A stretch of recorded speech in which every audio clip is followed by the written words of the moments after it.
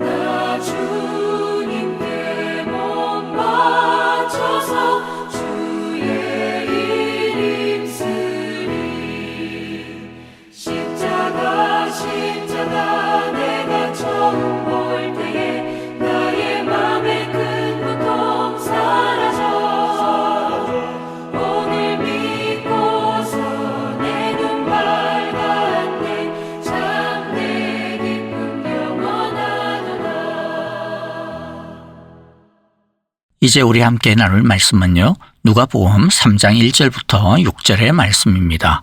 우리 같이 한 절씩 읽어보도록 하겠습니다. 1절입니다. 디베르 황제가 왕위에 오른 지 15째 해에 곧 본디오 빌라도가 총독으로 유대를 통치하고 헤롯이 분봉왕으로 갈릴리를 다스리고 그의 동생 빌립이 분봉왕으로 이두레와 드라고니 지방을 다스리고 루사니아가 분봉왕으로 아빌레네를 다스리고 안나스와 가야바가 대제사장으로 있을 때에 하나님의 말씀이 광야에 있는 사가랴의 아들 요한에게 내렸다.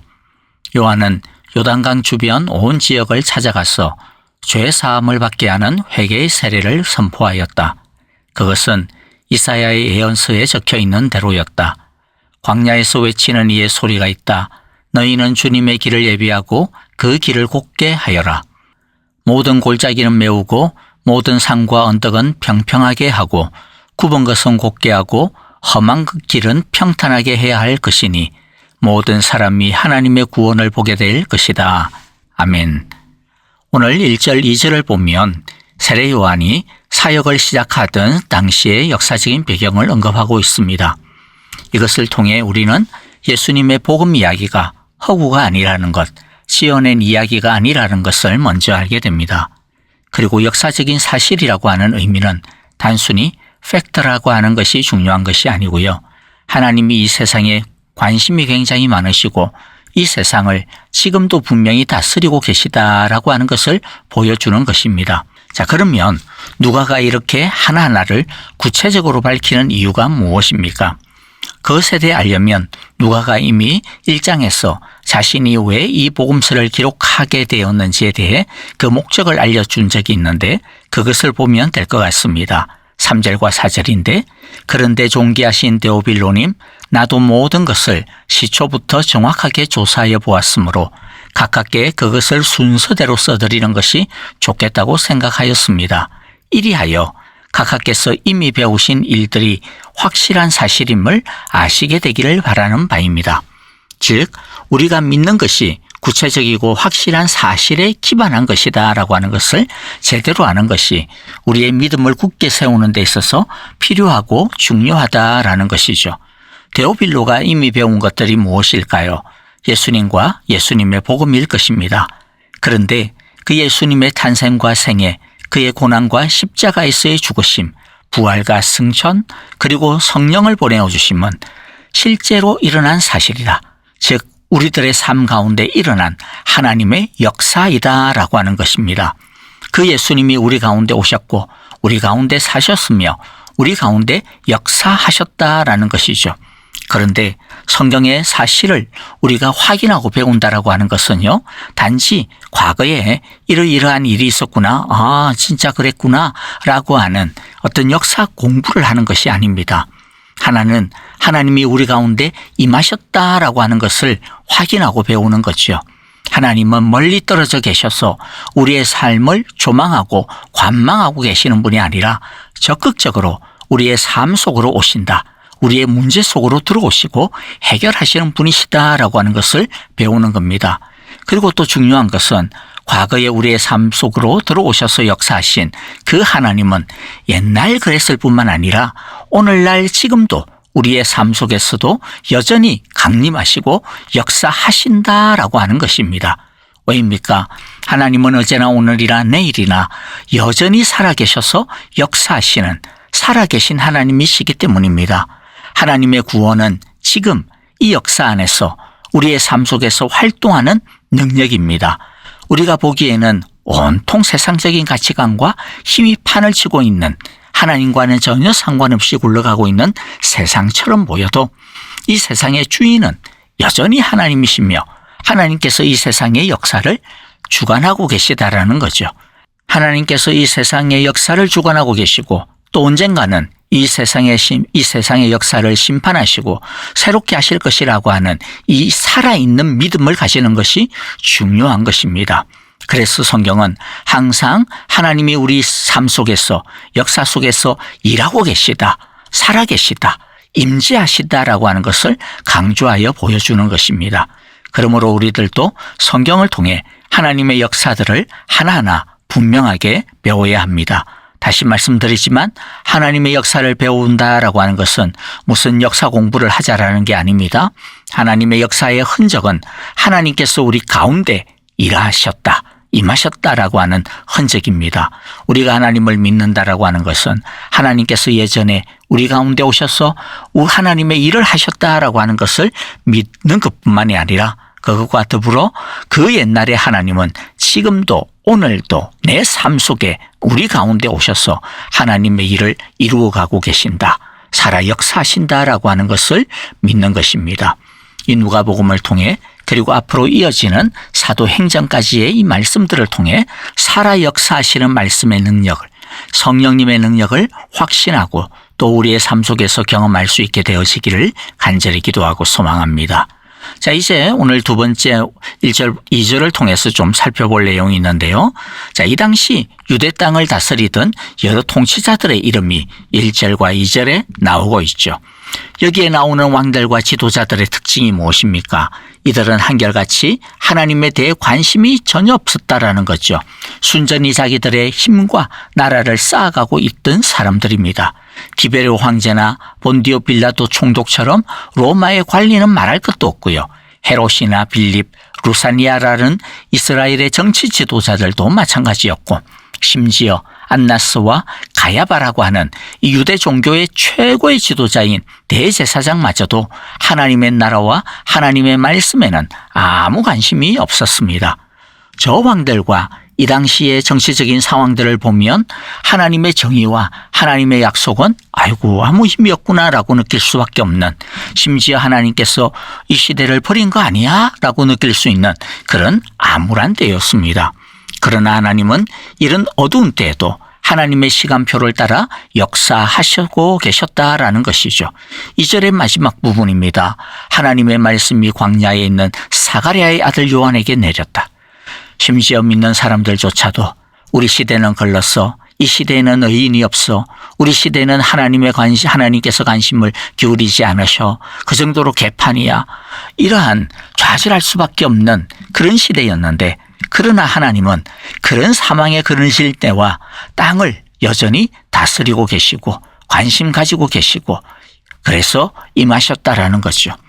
그리고 또한 하나님의 말씀은 광야에 있는 초라한 한 청년을 통해 역사하고 있었다라는 겁니다.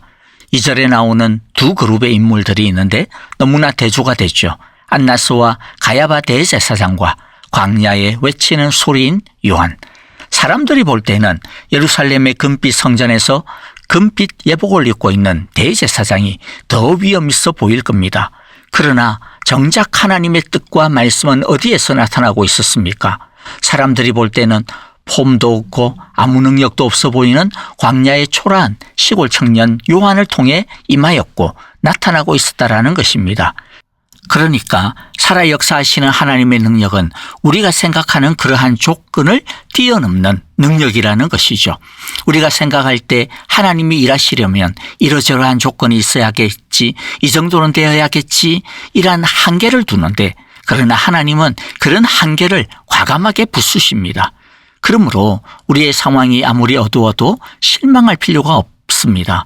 하나님의 사랑은, 하나님의 나라의 능력은 우리가 잘 아는 찬양처럼, 예수 나의 참 소망이라고 하는 그 찬양처럼 어둠을 뚫고 오시는 사랑인 것이죠.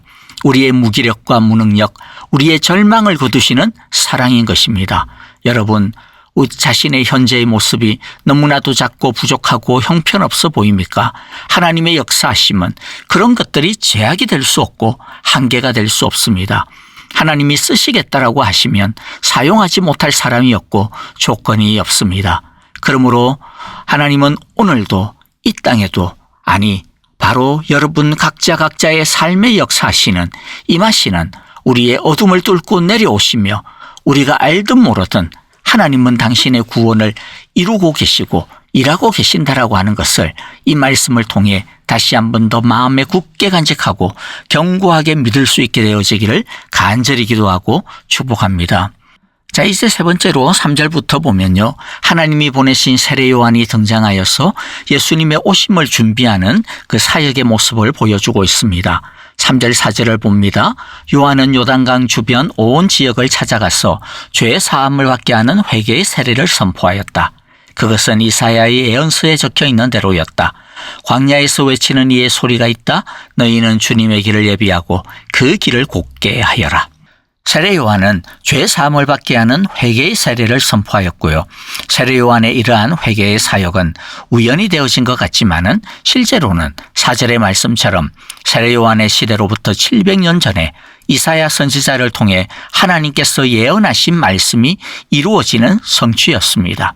바로 이어서 오실 예수님의 길, 메시아의 길을 예비하라는 것이었죠. 4절에서 우리의 눈을 잡아끄는 한 단어가 있는데요, 광야에서 외치는 소리라는 거죠. 광야라고 하는 것은 요한복음 1장 80절에서 알려주듯이 세례 요한이 지내고 있던 그 광야를 말합니다. 그러나 광야라는 의미는 장소로서의 광야의 뜻을 넘어서 세례 요한이 사역하던 당시의 상황, 더 나아가 죄로 인해 황폐해진 우리의 상황을 상징하는 말이죠. 광야는 믿음의 생명이 없는 영적으로 메마른 당시의 분위기를 표현하고 있습니다.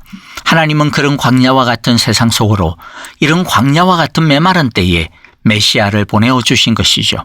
그리고 사람들이 메시아를 받아들일 수 있도록 그리하여서 3장 6절의 말씀처럼 모든 사람이 하나님의 구원을 볼 수 있도록 세례 요한을 보내어 준비케 하신 것입니다. 세례 요한이 예수님을 위해 준비하였던 가장 중요한 사역은 3절에 나오는 것처럼 회개의 선포였습니다. 죄 사함을 받게 하는 회개다라고 했는데 그 말은 참된 회개를 말합니다. 참된 회개란 자기가 잘못했다라고 반성하고 그냥 애통하고 눈물 흘리고 그렇게 회개하는 것을 말하는 것이 아닙니다. 그것은 겉모습으로 드러나는 표현이고요. 진짜 회개는 무엇입니까? 하나님 앞에서 자신이 죄인임을 인정하는 거죠. 죄라는 것이 도덕적인 문제뿐만 아니라 법률적인 문제뿐만 아니라 무엇보다도 하나님과의 문제라고 하는 것을 아는 것입니다. 하나님을 왕으로 인정하고 섬기지 아니하고 자기가 주인이 되어 살아온 자기 중심성이 죄임을 인정하고 이제부터 하나님을 자신의 주인으로 섬기겠노라, 하나님을 자신의 왕으로 모시겠노라, 그렇게 돌이키는 것이 회개입니다. 회개란 자기가 하나님께 도무지 나아갈 자격이 하나도 없음을, 하나님이 자기를 받아줘야 하는 이유가 사실은 하나도 없음을 인정하는 것입니다. 하나님 앞에서 철저하게 무가치하고 무능력함을 인정하고 자기 자신에 대해 절망하는 것이, 그리고 하나님만을 붙드는 것이 회개입니다. 그래서 오직 하나님이 자기를 받아주셔야만, 하나님이 자기를 구원해 주셔야만 하나님께 나아갈 수 있다라고 하는 것을, 하나님의 구원을 얻을 수 있다라고 하는 것을 인정하고 염치 없지만은 하나님의 자비와 사랑만을 붙드는 것, 하나님께서 마련하신 구원의 방법만을 붙드는 것이 회개입니다. 이렇게 우리가 참된 회개를 드릴 때 5절 6절의 위대한 구원을 경험하게 되는 거죠. 살아 역사하시는 하나님의 말씀의 능력을 경험하게 됩니다. 읽어보면 모든 골짜기는 메우고 모든 산과 언덕은 평평하게 하고 굽은 것은 곧게 하고 험한 길은 평탄하게 해야 할 것이니 모든 사람이 하나님의 구원을 보게 될 것이다. 주님은 우리가 이 땅이, 이 세상이 광야로 계속 메말라 비틀어져 가버리기를 원치 않으십니다. 주의 생명이 다시 살아나기를 원하십니다. 사막 같은 인생에서 길을 몰라 이리저리 방황하지 않기를 원하십니다. 죄로 인해 혼란에 빠지면 우리는 자꾸만 높은 산 깊은 골짜기로 들어가게 되죠. 주님은 우리가 그렇게 방황하다가 우리의 시간과 기력을 낭비하지 않기를 원하십니다. 이 짧디 짧은 인생을 방황만 하다가 헤매다가 다 허비하면 얼마나 아깝고 안타깝습니까? 물론 실수는 병가지 상사다라는 말도 있고 실패는 성공의 어머니라고 하는 말도 있기는 하지만은, 그런데 죄로 인해 자꾸만 같은 실수를 반복하고 실패를 하는 것은 낭비가 아닐 수가 없습니다. 죄에 빠진 우리의 마음은 또 어떻습니까? 곳곳이 패여있게 되고요, 깨어져 있습니다. 골짜기 마음이죠. 또 쓸데없이 자존심이 높고 똥꼬집을 내세웁니다. 험하게 솟아오른 바위 마음입니다. 그런 마음은 결국 우리의 인격을 병들게 하고 우리의 인생을 갉아먹습니다. 죄를 벗어버려야만, 주님을 마음에 모셔야만 쓸데없는 힘을 낭비하지 않을 수가 있습니다. 우리가 아까 처음에 함께 나눈 것처럼요, 그 주님이 우리의 삶의 현장에 역사에 임하시고 우리를 변화시키시는 인격적인 만남을 가지려면 진정한 회개의 길을 먼저 걸어야 합니다. 우리가 죄를 버리고 하나님께로 진심으로 돌아가면, 그래서 하나님의 다스림 아래에 무릎을 꿇고 그분의 통치를 따르면 하나님은 땅이 싹을 내며 동산이 거기에 뿌려진 것을 움트게 하듯이 의와 찬송을 샘솟듯이 솟아나게 하실 것입니다. 말씀을 정리합니다. 이 사순절날 골짜기와 같이 깊이 패인 우리의 깨어진 마음, 푸르름이라고는 하나도 없이 푸석푸석하게 솟은 산과 언덕과 같은 우리의 교만한 마음, 굽은 길처럼 왜곡되어진 우리의 삶과 험한 길과 같은 우리들의 인생의 죄를 참되게 회개하는 시간이 되기를 바랍니다. 그리하여 하나님의 말씀이 성경책 속의 이야기가 아니라 오늘 살아 역사하시는 하나님의 창조의 말씀의 능력이 되어지기를 간절히 바랍니다. 혹여라도 아무리 어두운 밤과 같은 상황이라 하더라도, 광야와 같은 길을 걷는다 할지라도 우리의 삶 속에서 하나님의 말씀에 싹이 나며 하나님이 주시는 의와 찬송이 샘솟듯이 솟아날 수 있게 되시기를 간절히 기도하고 축복합니다. 아멘. 자, 오늘 우리에게 주신 귀한 말씀들 마음 가운데 새기면서 우리 함께 기도하도록 합시다. 하나님을 머리로만 마음으로만 알지 않게 하시고 우리의 삶의 현장 속에서 역사하시는 하나님을 만나는 믿음을 갖게 해주소서. 그렇게 기도하고요. 내일 주일이죠. 내일 주일 예배 시간을 통하여서 우리가 말씀 앞에 진정으로 회개하고 우리의 인격과 삶을 주님 앞에 드릴 때 우리의 골짜기들은 메워지고 메마른 언덕에 푸르름이 솟아나고 굽어진 우리의 마음이 똑바로 펴지고 험한 길과 험한 땅이 옥토 영원토록 변하게 되어지게 하여 주소서. 하나님의 큰 구원을 경험하게 하소서라고 우리 함께 기도하고요. 우리 아프신 분들 그리고 또 함께 중보해야 되는 믿음의 형제자매들을 위하여 간절하게 기도하도록 하겠습니다. 선교사님들을 위하여서도 우리 사랑과 마음을 담아 소망을 담아 함께 기도하겠습니다. 찬송하며 기도합니다.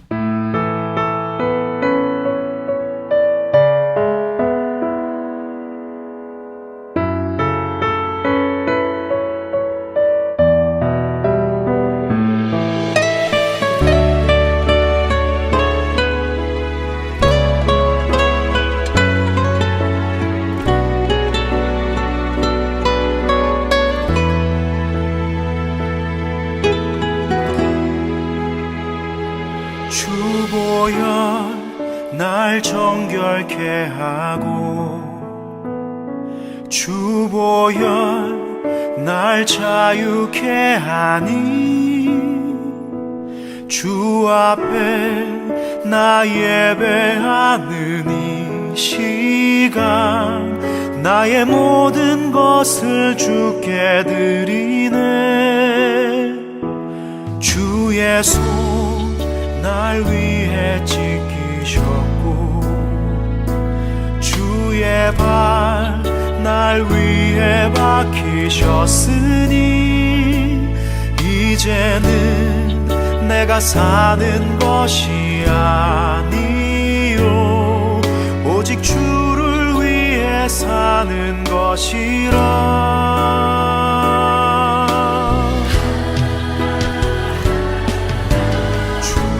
손에 나의 손을 포개고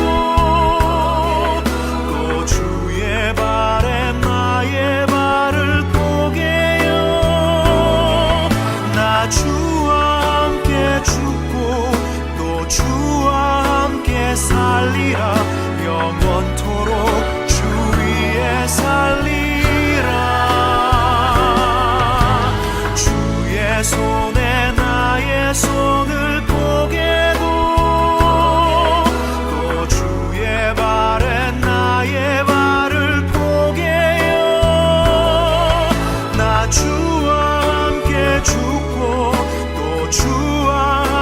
살리라.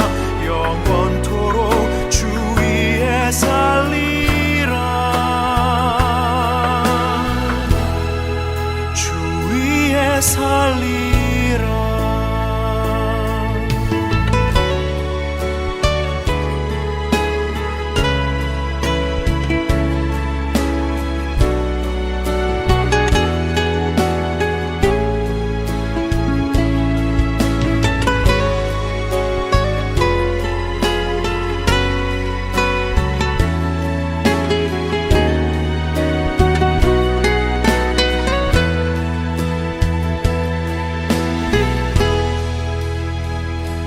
주의 손 날 위해 지키셨고 주의 발 날 위해 박히셨으니 이제는 내가 사는 것이 아니요 오직 주를 위해 사는